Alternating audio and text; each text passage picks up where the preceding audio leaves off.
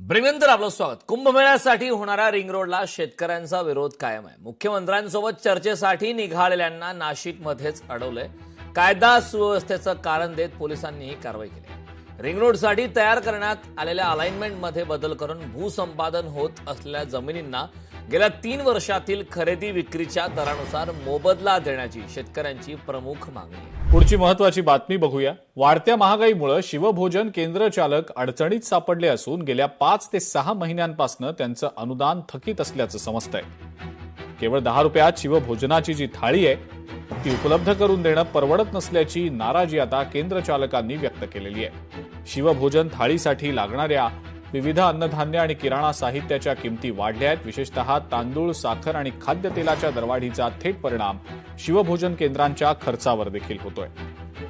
त्यामुळे सध्याच्या दरात भोजन उपलब्ध करून देताना केंद्र चालकांना आर्थिक अडचणींचा सामना करावा लागतोय।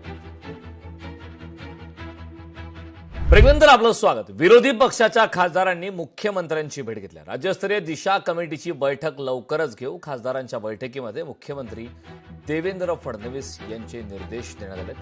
खासदार पीएला ओळखपत्र देणार। सीआरपीएफ निधीमध्ये विरोधी खासदारांचे सुद्धा प्रस्ताव घेतलेले आहेत। जिल्हा नियोजन समितीत खासदारांना निधी द्या असे सुचवण्यात येईल। महाराष्ट्र सदनात सुशील गायकवाड यांना नेमले, त्यांच्याशी खासदार समन्वय साधू शकतात अशी सुद्धा माहिती मिळते।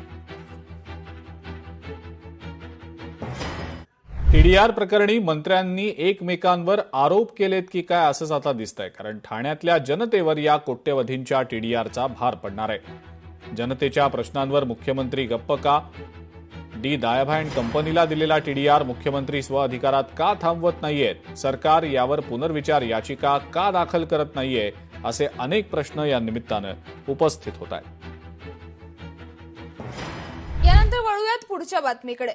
घोटगे सोनवडे घाट मार्गाला मंजुरी मिळाली आहे आणि यामुळे स्थानिकांचा जोरदार जल्लोष पाहायला मिळतोय।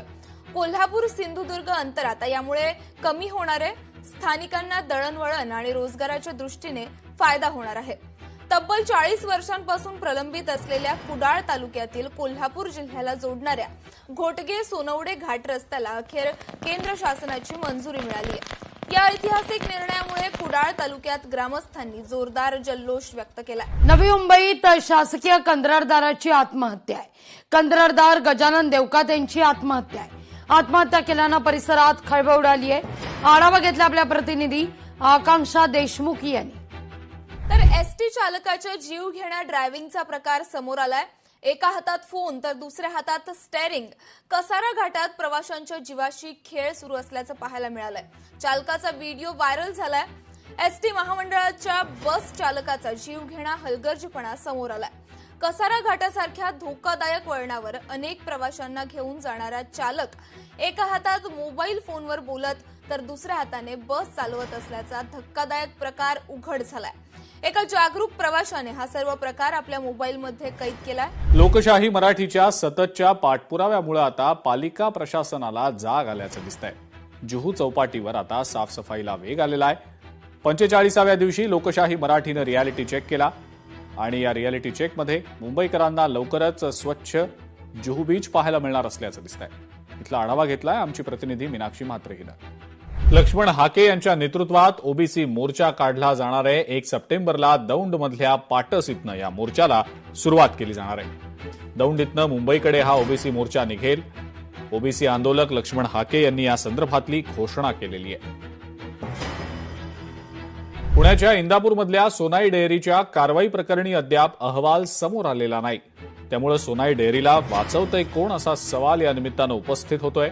तुकाराम मुंढे हे सोनाईवर कारवाई केव्हा करणार असा सवाल या निमित्तानं उपस्थित होतोय। पुण्यातल्या सोनाई डेअरी प्रकरणी एफडीए आयुक्त तुकाराम मुंढेंनी याआधीच प्रतिक्रिया दिलेली आहे। सोनाई डेअरीवर कारवाई केलेली असून कारवाईबाबतचा रिपोर्ट येणं बाकी आहे। आपण यावर सध्या कोणतंही वक्तव्य करणार नाही, मात्र याबाबत आम्ही कारवाई करत नाही असं जर तुमच्या डोक्यात काही असेल तर ते कृपया काढून टाका। आरएसएसच्या कार्यक्रमाला झोहरान ममदानींचा विरोध आहे। मॅडिसन स्क्वेअर गार्डनमधील कार्यक्रमाला हा विरोध दर्शवण्यात आला। न्यूयॉर्क शहराचे महापौर झोहरान ममदानी यांचा तीव्र विरोध आहे। राष्ट्रीय स्वयंसेवक संघाचे प्रमुख मोहन भागवत यांच्या मॅडिसन स्क्वेअर गार्डन येथील कार्यक्रमावर न्यूयॉर्क शहराचे महापौर झोहरान ममदानी यांनी तीव्र विरोध व्यक्त केलाय। ममदानी म्हणाले की ते न्यूयॉर्क शहराच्या इतिहासातील पहिले भारतीय अमेरिकन महापौर म्हणून उभे आहेत. त्यांच्या आईचे कुटुंब अद्याप भारतात असून त्यांच्या कुटुंबाने त्यांना भारताची ओळख बहुलवादी समाज आणि धर्मनिरपेक्ष प्रजासत्ताक अशी करून दिली. भारताबाबतच्या बहिष्कृत करणाऱ्या दृष्टिकोनावर आधारित कोणत्याही चळवळीचा उदय पाहणे आपल्यासाठी अत्यंत त्रासदायक असल्याचं ममदानी यांनी म्हटलंय. मी या चळवळीच्या तीव्र विरोधात आहे असंही त्यांनी स्पष्ट केलं. यावरून काही राजकीय प्रतिक्रिया आले पाहूया. बुलेटिनच्या सुरुवातीला महत्वाची बातमी. राहुल गांधींमुळे सरकारच्या पायाखालची वाळू सरकली असं राऊतांनी म्हटलंय. मोदींवर मंत्रिमंडळात बदल करण्याची वेळ आली. राहुल गांधींमुळे कॅबिनेटचे चेहरे बदलावे लागत आहेत. मोदींच्या मंत्रिमंडळातील अनेक मंत्री अकार्यक्षम असल्याचे राऊतांनी म्हटलंय.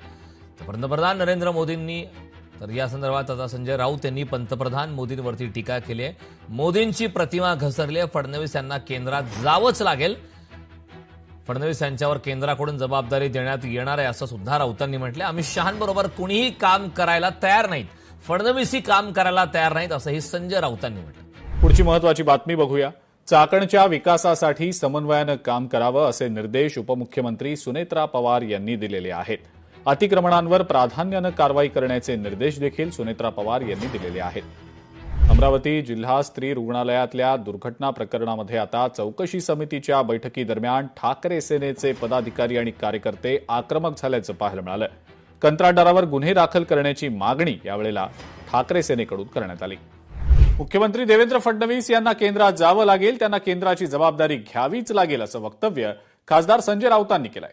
मात्र अमित शहांसोबत काम करायला कुणीही तयार नाही. देवेंद्र फडणवीस सुद्धा त्यांच्यासोबत काम करायला तयार नाहीत असा खळबळजनक दावा सुद्धा राऊतांनी केलाय.